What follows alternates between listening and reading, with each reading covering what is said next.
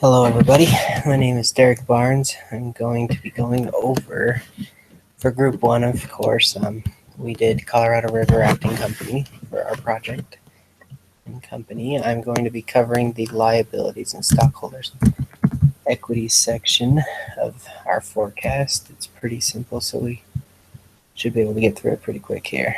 Okay, so in the previous video we went over the total assets and how we computated all those. So in the liabilities, our only current liability is our accounts payable, which to do that calculation was fairly simple.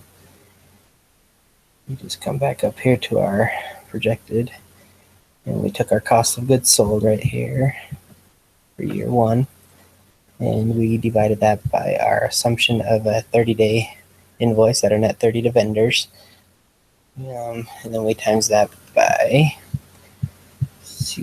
34.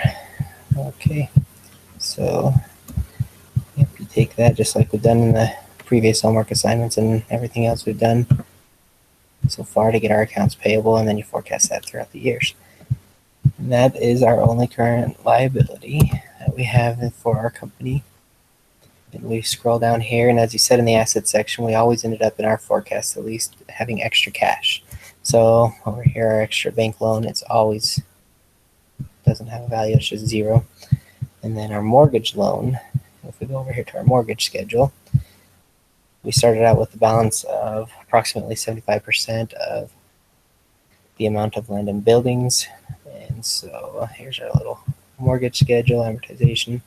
And then it just scrolls through and it gets less and less every year. And so that includes our total liability section. So they just kind of drop every year if you follow along here. And then our common stock, we started out with 550,000, and we just kept that steady throughout the whole time. They never issued anything else, and it was just one owner. And so then our retained earnings, that's pretty simple to calculate as well. You just start off with this balance to balance off our liabilities and shareholder equity, and then every year you just add net income to that.